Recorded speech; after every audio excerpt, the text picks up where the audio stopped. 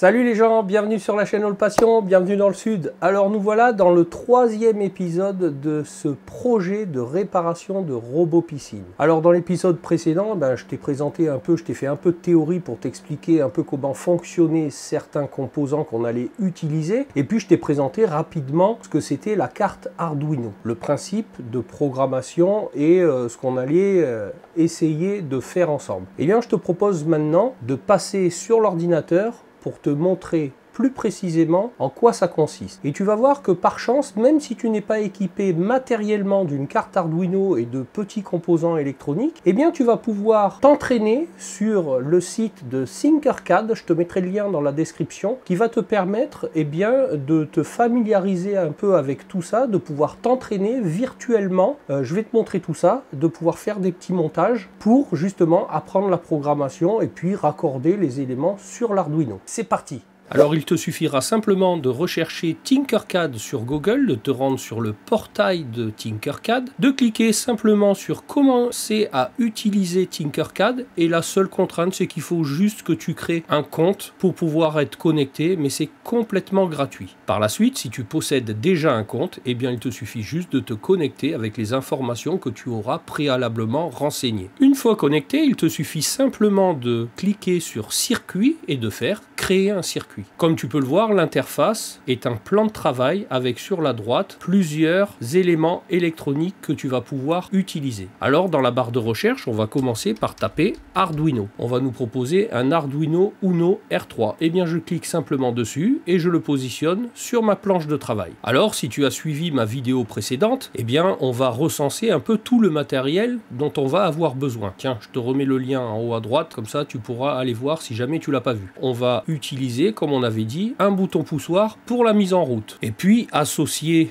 à ce bouton lorsque le circuit ne fonctionne pas et une LED verte lorsque le cycle sera lancé. Et bien là je vais choisir la couleur verte simplement. On a dit aussi qu'on mettrait un second bouton poussoir pour l'arrêt du cycle. Je te rappelle qu'on est en électronique, donc pour faire fonctionner les LED on va leur positionner des résistances. Je vais simplement positionner des résistances de 220 ohms pour chaque LED. Alors je te rappelle que l'Arduino ne délivre qu'une tension de 5 volts ou 3,3 volts. Et nous allons avoir besoin d'une alimentation de 24 volts pour nos moteurs. Alors je vais rechercher alimentation et j'en trouve une. Par chance, on peut bien évidemment la paramétrer. Alors je vais y mettre 24 dans les deux champs. Nous allons avoir besoin ensuite de deux moteurs. Un pour l'aspiration du robot et un pour son déplacement.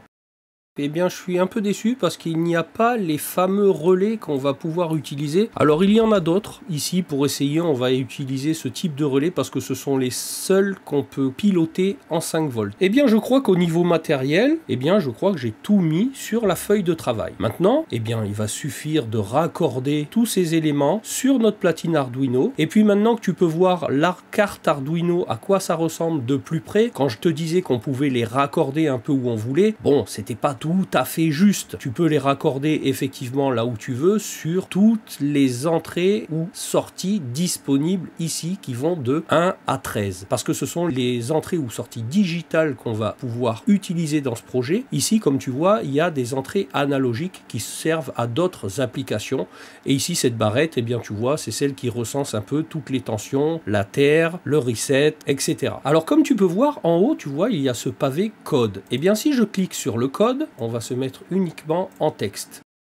Un programme Arduino se compose en 3 parties. La partie d'en haut, c'est dans cette partie-là qu'on va déclarer les variables. Tu te rappelles que je te disais qu'un Arduino, c'était pas un PC gamer. De mémoire, il a 32 kilooctets pour constituer ton programme. Et pour l'allocation des variables qu'on va utiliser, il n'a que 2 kilooctets, ce qui n'est pas énorme du tout. Donc, il faut être assez pointilleux et l'aider un peu dans sa tâche en déclarant au mieux les variables dont tu vas avoir besoin. Par exemple, si tu as besoin d'utiliser des nombres à virgule, il va falloir déclarer les variables en tant que telles. Si tu as besoin d'utiliser, par exemple, comme pour mettre en marche un interrupteur, pas besoin d'utiliser autre chose qu'une valeur booléenne, c'est-à-dire binaire, qu'il va pouvoir utiliser en tant que résultat 0 ou 1. Bref, Bref, il faut être assez rigoureux sur la déclaration de ces variables. C'est la seule contrainte exigeante. Et puis tu vas voir que dans la programmation, moi, quand j'étais jeune, eh bien, j'utilisais le langage basique. Alors, j'ai pas été trop dépaysé par le langage.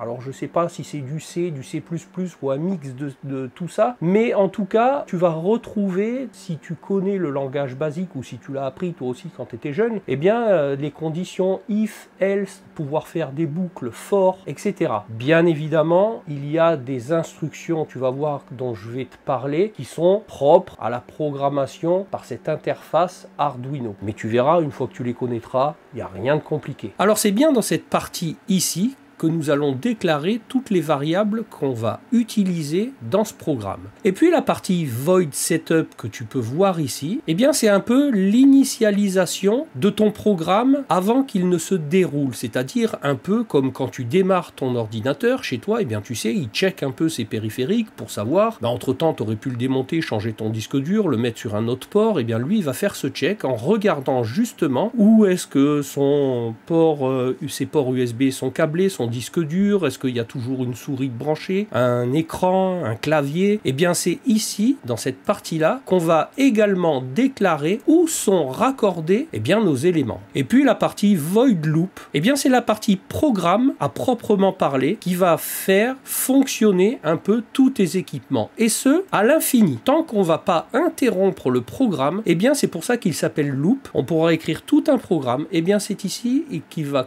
continuer à l'infini à se dérouler. Alors pour t'expliquer simplement les instructions simples qu'on va utiliser dans la programmation de ce projet, eh bien je vais te montrer un petit exercice simple en raccordant simplement physiquement une LED sur la carte Arduino et ensuite écrire 2 lignes de code pour faire éclairer cette LED au travers du code. Alors simplement, eh bien on va relier en noir eh bien, la cathode de la LED à la terre, on va changer de couleur et on va se mettre en rouge pour relier l'anode. L'anode c'est le plus de la LED sur une pinoche, par exemple la pinoche 5 de l'Arduino. Qu'est-ce que ça veut dire au niveau du code? Eh bien on n'a pas besoin de déclarer ici de variable. On va simplement lui déclarer, comme je t'ai expliqué, eh bien de déclarer la pinoche 5 en sortie. Donc l'instruction pour déclarer les pinoches de raccordement, eh bien c'est l'instruction pin mode, le mode de la pin de raccordement. Ici, on est sur la pinoche 5, on lui déclare que c'est une sortie. Ça, c'est pour son setup, c'est pour quand il va checker le début de son programme, qu'il sache où sont raccordées les choses. Maintenant, on passe dans la partie programme. Eh bien l'instruction pour écrire ce qu'il faut qu'il fasse dans une sortie digitale, on va lui dire d'écrire donc digital write en anglais, et bien que sur la pinoche 5, il faut que tu la passes à l'état haut, c'est-à-dire qu'il faut que tu passes à 1 cette sortie. Et je n'oublie pas le point virgule. Et si je téléverse ce code, on le verra plus tard par l'application Arduino en réel, et bien ici il suffit juste de démarrer la simulation. Et bien si je démarre la simulation, il me dit quoi? Ah non, c'est que j'ai pas écrit correctement output, tu vois. Voilà. Donc je fais démarrer la simulation, et bien la LED, comme tu peux le voir, s'éclaire. Alors si maintenant je vais arrêter la simulation, je voulais faire clignoter cette LED. Eh bien ici on va utiliser, après avoir éclairé la LED, eh bien on va utiliser l'instruction délai, c'est-à-dire eh bien tu vas attendre, tu vas réaliser un délai. Alors en anglais ça s'écrit délai. Eh bien c'est en millisecondes. Donc en millisecondes, eh bien si on veut par exemple qu'elle clignote, qu'elle s'allume 1 seconde puis s'éteigne, eh bien on va lui mettre 1000 millisecondes pour effectuer un délai d'1 seconde. Et je mets un point virgule. Maintenant, au bout d'1 seconde, qu'est-ce que je veux? Eh bien, je veux que la LED s'éteigne. Et bien, de la même manière, je vais écrire digital write, que la pinoche 5, eh bien, cette fois-ci, passe à l'état 0, donc à l'état low, à l'état bas. Et je mets mon point virgule. Et ensuite, eh bien, je remets un délai d'1 seconde. Pourquoi? Parce que je te répète que ce code va se répéter à l'infini. Donc, une fois qu'il aura éteint la LED, il va reboucler tout de suite ici et va la rallumer. Donc on va pas voir l'extinction de la LED. Donc on va lui mettre de nouveau un délai. Et maintenant, si je démarre la simulation, eh bien ma LED, comme tu peux le voir, clignote. Alors, on peut également déclarer des variables, parce que la théorie et l'écriture de code, c'est bien beau, mais imaginons que lorsque moi je vais faire le câblage, eh bien je décide finalement de raccorder ma LED sur la pinoche 4 ou 6 ou 10, parce que c'est plus facile. Eh bien tu te rends bien compte que partout dans le code, il faudra que je remplace le 5 par le nouveau numéro de la nouvelle broche de raccordement. Donc ce qui est plus simple de faire, c'est que dès le début, eh bien, on va déclarer une variable int en disant par exemple eh bien, que la LED R, on va déclarer que c'est 10. Eh bien, partout où j'avais mis 5 avant, j'ai plus qu'à renseigner ici LED R. LED R et ici également. Bien évidemment, il faut que je pense à sélectionner et à changer ma LED pour aller la mettre sur la pinoche 10. Et comme tu peux voir, eh bien ma LED, de nouveau, clignote. J'ai déclaré une variable. Maintenant, cette variable, bien évidemment, elle tient un peu plus de place qu'une autre déclaration qui est beaucoup plus simple, parce que là, bon, ben, une fois qu'on aura effectué le branchement, on sait où on va raccorder nos équipements et ça ne bougera plus une fois que ce sera fait. Eh bien, une déclaration comme ceci peut être encore mieux appropriée. Ça s'appelle #define. Je définis que LED R c'est 10. Eh bien, si je téléverse le code, eh bien, comme tu peux voir, ça marche également. Et là, j'ai déclaré une variable qui est en soi définitive. Définitivement, je raccorderai ma LED rouge sur la pinoche 10. Au dernier moment, si je décide eh bien, de raccorder ma LED sur la pinoche 8, eh bien, il me suffira de retourner dans mon code et de dire que finalement, cette LED-là, je l'ai raccordée sur la pinoche 8. Alors, il y a quelque chose aussi qui est bien pratique dans ce genre de programmation, c'est que comme sur cette interface et comme sur l'interface IDE qu'on verra tout à l'heure pour réellement programmer le matériel en réel, eh bien on dispose d'un moniteur série. Et à quoi il sert ce moniteur série? Eh bien un peu comme un espion, de pouvoir faire également afficher un texte pour avoir, eh bien quand ici c'est bien parce qu'on voit la simulation, mais quand tu vas programmer du matériel en réel, eh bien si ça ne fonctionne pas, tu ne sauras pas par exemple où ton programme est arrêté. Eh bien, avec le moniteur série, on va pouvoir à chaque étape lui faire afficher des choses. Eh bien, une fois qu'on aura déconnecté l'Arduino physiquement, on n'aura plus d'affichage, mais ici, ça nous permet quand même d'avoir des témoins. Alors, comment on active ce moniteur série? Eh bien, simplement, eh bien, dans le void setup, il suffit d'ajouter l'instruction serial begin 9600. Alors, comment on exploite ça par la suite? Eh bien, simplement, dans le void loop, eh bien, à chaque fois qu'il aura allumé la LED, on va lui dire d'afficher LED éclairé. Alors, eh bien, l'instruction, ça s'appelle simplement serial, puisque on active le moniteur série, eh bien, serial print ln, entre parenthèses, on va lui dire LED rouge éclairé. Je ferme les guillemets, je ferme la parenthèse et je mets mon point virgule. Et de la même manière, alors je vais faire un copier-coller, LED rouge éteinte. Maintenant, si je téléverse le code, qu'est-ce qu'il va se passer? Eh bien, tu vois, en bas, il me marque LED rouge éclairé et chaque fois qu'il l'éteint, LED rouge éteinte, puis LED rouge éclairée et LED rouge éteinte, et ça jusqu'à l'infini. Alors je te montre rapidement comment je connecte les relais.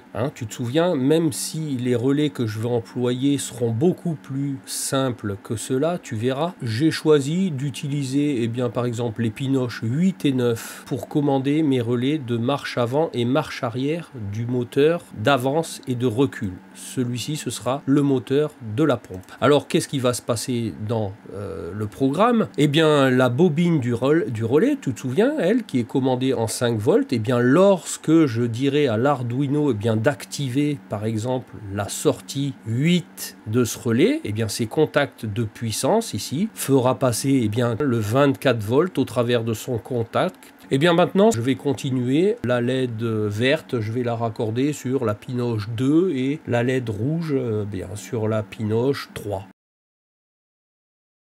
Alors maintenant, on va s'intéresser au bouton poussoir pour donner l'information de départ de cycle. Je te rappelle que le bouton poussoir, cette fois-ci, c'est une entrée. Donc comment je vais signaler à l'Arduino que c'est le moment de démarrer son cycle? Eh bien simplement en envoyant sur une entrée, cette fois-ci, eh bien du plus 5 volts. Et en sortie, je vais lui dire, eh bien on va la faire passer sur l'entrée 5 de mon Arduino. Alors la particularité, encore une fois, en électronique, c'est que il faut mettre une résistance de pull-up. Je t'explique pas maintenant ce que ça veut dire une résistance de pull-up, mais il faut la mettre. Donc, je te donne juste l'instruction, une résistance de pull-up sur la sortie du BP qui va à ton Arduino en entrée. Eh bien, entre ici et la terre, le ground, on va ajouter une résistance de 10 kΩ.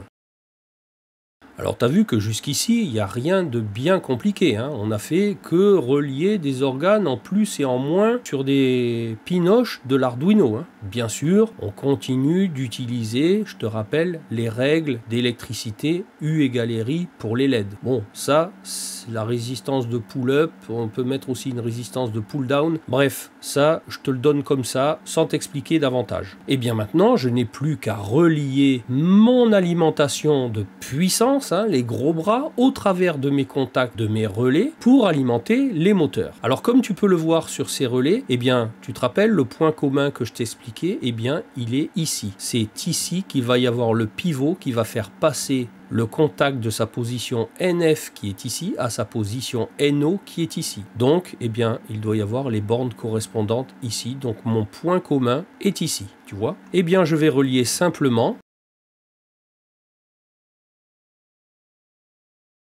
Et ensuite, comme on avait vu lorsque je t'ai expliqué comment on allait alimenter nos moteurs, eh bien la pompe ici, on s'en sert que d'interrupteur pour ce relais, eh bien on va le raccorder à notre point commun. Quand on pilotera ce relais, eh bien le positif passera du point commun au contact NO. Pour le moteur ici, on va simplement relier, comme on avait dit, au point commun des deux relais. Alors le point commun est ici pour celui-là, ici pour celui-ci.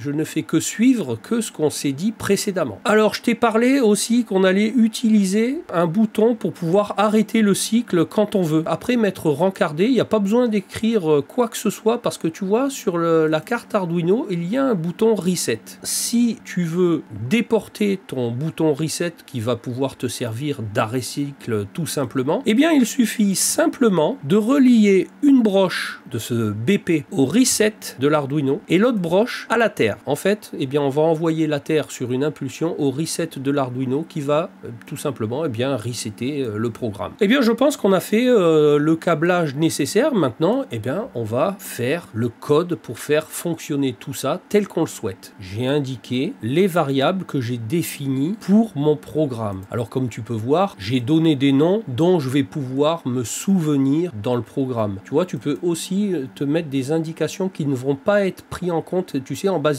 c'était les lignes REM, REM. Et bien là, il suffit de mettre double slash et tu peux écrire tout ce que tu veux. C'est des petites annotations qui vont te servir, toi, pour te rappeler ce que tu as fait. Et bien pour la partie setup, eh bien comme je t'ai montré précédemment, je n'ai fait que déclarer chaque broche comme étant une entrée ou une sortie. Donc, eh bien, comme je t'ai montré, tout le reste, eh bien, marche avant moteur, c'est une sortie, marche arrière moteur, c'est une sortie, la marche en route de la pompe, eh bien, c'est une sortie. La LED on, donc je l'ai appelé on, moi c'est pour la LED verte, et la LED off, eh bien c'est aussi une sortie. Et ensuite, eh bien j'active le moniteur série parce que j'ai dans l'idée que je vais faire afficher, comme je te disais, quelques petits messages pour tester tout ça. Alors comme je te disais qu'il fallait déclarer au mieux les variables, eh bien en l'occurrence pour ce bouton poussoir, tu te rends bien compte que là l'Arduino n'a besoin que de recevoir une information, soit je suis à 0, soit je suis à 1. Si j'appuie sur le bouton poussoir, eh bien je vais envoyer du plus 5 volts sur cette entrée. Eh bien pour savoir s'il est à 0 ou à 1, eh bien on va déclarer une variable,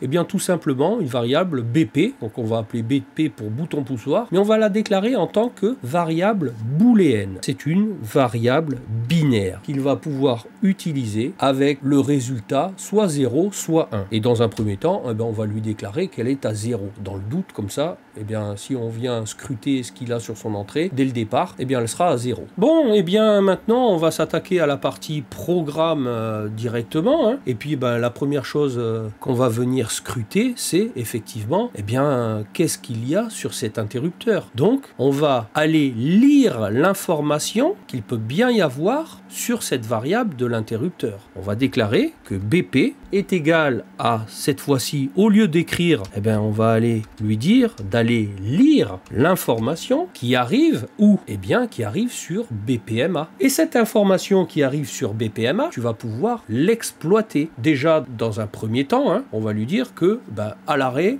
qu'est-ce qu'on veut? On veut que la LED rouge soit allumée. Déjà. Alors, on va lui dire digital write, tu vas nous mettre la LED off, qu'on a déclaré, eh bien, tu vas nous les mettre à 1, donc à l'état O, point virgule. Ça, c'est lorsque je ne fais rien. Hein. Là, on vient de démarrer le programme. On va lire ce qu'il y a sur le bouton poussoir. En tout cas, on pourrait très bien mettre cette instruction avant, puisqu'il va tout faire à la suite, lui. Hein. Et puis, on va lui dire quoi? On va lui dire eh ben, que la LED verte, elle, la LED on, eh bien, elle est à 0. Hein. Donc, elle, on la lui met à 0. On n'a encore pas nettoyé la piscine, mais on est pas mal là. Et bien maintenant, ce qui nous intéresse, c'est de venir tester lorsque le bouton poussoir sera égal à 1. Et bien comme en basique, on va simplement utiliser une boucle if, c'est-à-dire une condition si. Et bien si notre BP est égal à 1, et bien on viendra allumer notre pompe, on viendra allumer notre LED verte, on viendra éteindre notre LED rouge. Maintenant, dans le cas contraire, une boucle if, c'est toujours sinon. C'est si quelque chose, sinon tu fais quoi? C'est-à-dire sinon, bah, si mon bouton poussoir est toujours à 0, eh bien, tu vas toujours me mettre ma LED off à l'état haut, ma LED verte à l'état bas et mon moteur pompe toujours arrêté. Ce qu'on veut, c'est que le moteur de la pompe, déjà, eh bien, il fonctionne pendant 5-6 secondes. Eh bien, le délai de fonctionnement avant que ça continue, on va dire qu'il va attendre, eh bien, 6 secondes. Donc, 6000 millisecondes. Eh bien, maintenant, on continue. Qu'est-ce qu'on veut qu'il se passe dans ce moteur, dans ce robot, par la suite?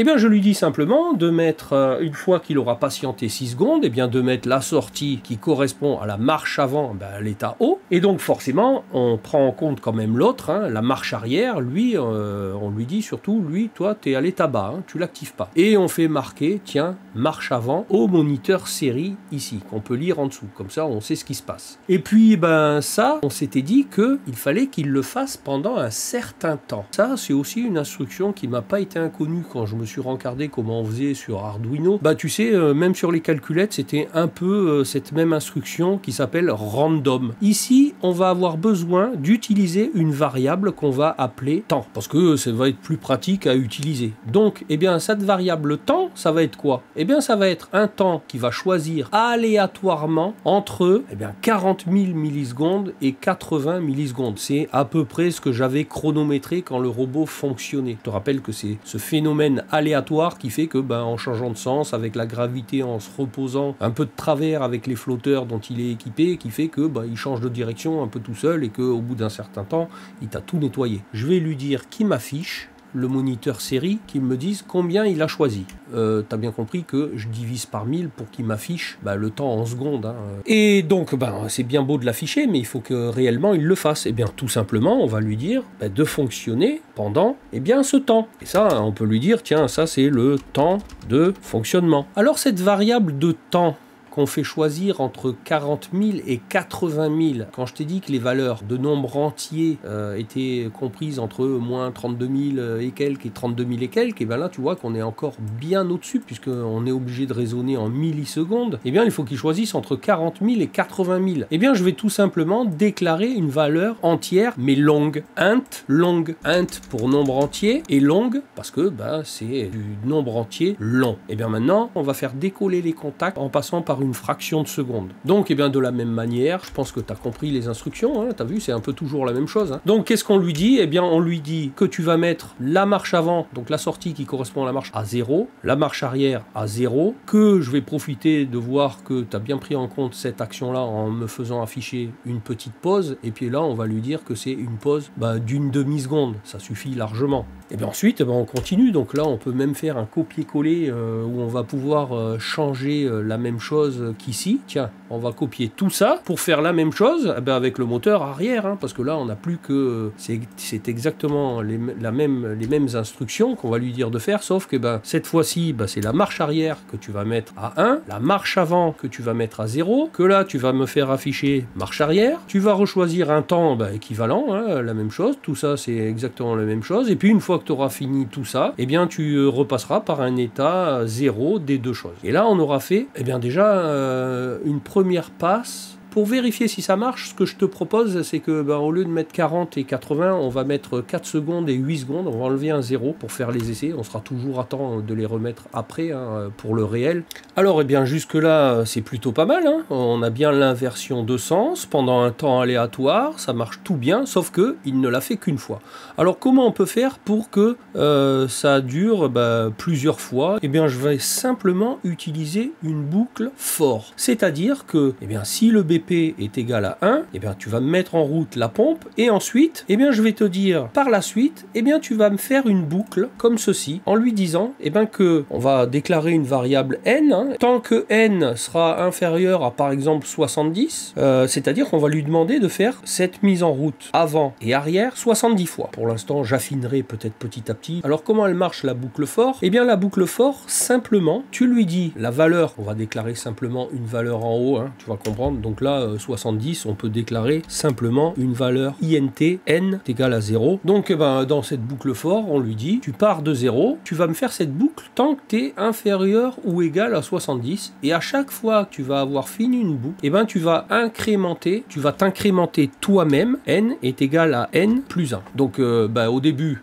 il vaut 0, donc il va faire une boucle. Je suis toujours inférieur ou égal à 70, hein, donc tiens, je t'incrémente de 1, comme ça le coup d'après, tu voudras 2, tu seras toujours inférieur ou égal à 70, et ainsi de suite jusqu'à ce qu'il soit égal à 70. Et quand il sera égal à 70, il sortira de la boucle, terminé, puis il fera la suite du programme, et comme on n'appuiera pas sur le bouton, puisqu'il viendra retester au début de la boucle loop, savoir si le bouton il est à 1 ou il est à 0, bon, c'est aussi pour ça, tu vois, qu'on met pas un interrupteur, hein, et plutôt un bouton poussoir, parce que si on mettait un interrupteur, si par mégarde tu le laisses enclencher à 1, une fois qu'il aurait fini sa boucle, il viendrait tester ton interrupteur, puis il verrait qu'il est toujours à 1, donc lui, il recommencerait une boucle, hein. Puis ton robot, il marche jusqu'à Noël, hein. Donc, il sortira de la boucle, et il viendra finir sa boucle else, comme le bouton poussoir sera à 0, comme précédemment, terminé, ça s'arrêtera tout seul, et remettra tout à 0, et on va tester la simulation. Et j'ai pas d'erreur. Donc, je vais appuyer sur le bouton. On va voir rapidement ce qui se passe. La LED se met en route, mon moteur de pompe s'enclenche, pompe en marche, sur le moniteur série, je te rappelle. Marche avant pendant 4 secondes, inversion de sens, marche arrière pendant 7 secondes, pause, marche avant pendant 6 secondes, tu vois, une pause et une marche arrière pendant 7 secondes, et ainsi de suite, ma boucle est en marche. Donc j'arrête la simulation.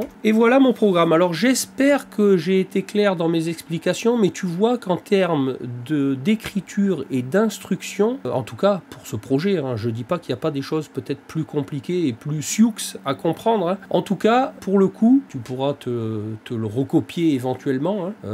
Moi je te le partage, il n'y a aucun souci avec ça. On est là pour faire du dépannage, et que si tu as un robot en panne aussi, tu pourras lui rentrer ça avec toutes les actions mécaniques associées que je t'ai montré jusqu'ici, hein. Je reconnais que peut-être dans cette vidéo, tu n'auras pas encore acquis tout ce langage dont je viens de te parler, mais il existe plein de petites vidéos sur YouTube qui vont t'apprendre ça facilement, et puis tu pourras te repasser celle-là en boucle, et puis si tu n'en as pas besoin, tu pourras simplement recopier le code que moi j'ai utilisé. Mais il y a quand même pas mal d'autres applications sur lesquelles moi je commence à gamberger. Par exemple, l'ouverture de mon portail automatique, parce que ça fait 2-3 fois que je change aussi la platine électronique, hein, en 15 ans. Et je vais pouvoir peut-être envisager de passer avec un petit organe comme ça. Alors maintenant, je vais te montrer comment on installe la vraie application, l'IDE, sur le site Arduino. Tout est gratuit. On aurait pu faire exactement la même chose que ce qu'on vient de faire ici virtuellement sur Tinkercad, et bien en faisant le raccordement sur ta platine DC, en branchant l'Arduino sur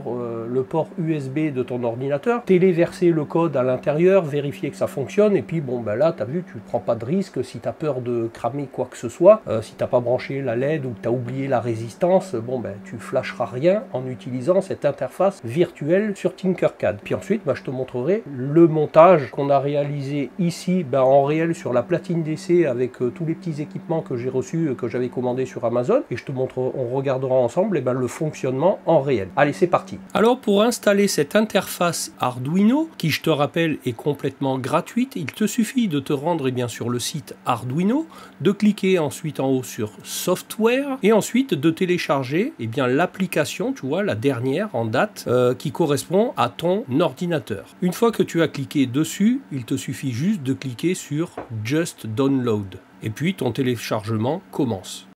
Il te suffit ensuite de lancer ton installation, de cliquer sur I agree, de tout laisser cocher tel que c'est, de cliquer sur Next, et puis ensuite de cliquer sur Install pour lancer l'installation, et une fois terminé, de simplement cliquer sur Close.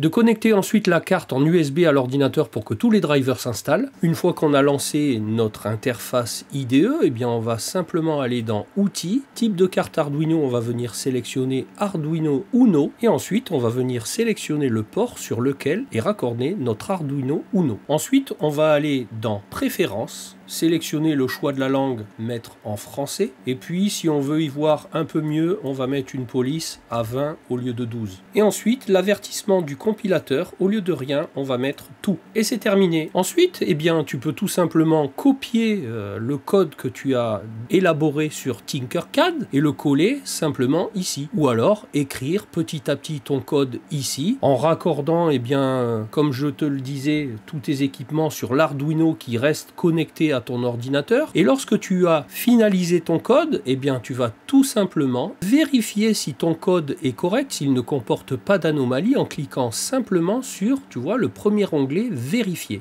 Lorsque tu cliques dessus, le compilateur ausculte un peu de manière précise tout le contenu de ton programme et te fait un petit résumé. Alors si la couleur est bleu turquoise comme ceci, c'est plutôt encourageant, et tu as un petit résumé en français. Une fois que ton code est compilé, il suffit simplement de le téléverser à l'intérieur de ton Arduino. Téléversement terminé. C'est-à-dire que maintenant, mon code est bien à l'intérieur de mon Arduino, de mon microprocesseur. Je peux le débrancher de mon ordinateur et aller le raccorder sur ma platine DC. Alors dans un premier temps, je te montre la mallette, le starter kit que j'ai reçu, que j'avais commandé sur Amazon. Je te mets le lien, je te rappelle, dans la description, pour te montrer un peu tout ce qu'il y a à l'intérieur. Bon, voilà tout ce que se présente. Tu vois, comme je te disais, tu vas pouvoir raccorder un clavier à code. Il y a une télécommande, il y a tous les fils Dupont que tu vas pouvoir utiliser.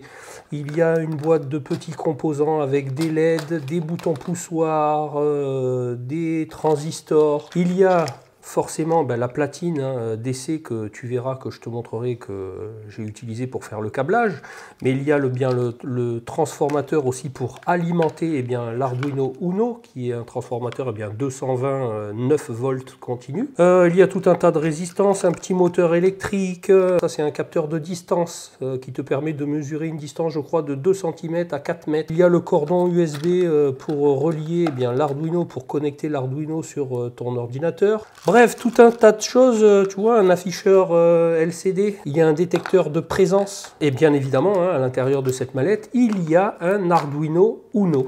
Donc, si cette mallette c'est aux alentours des 60 €, vu que l'Arduino c'est 20 ou 25 €, tu vois un peu ce que ça peut coûter.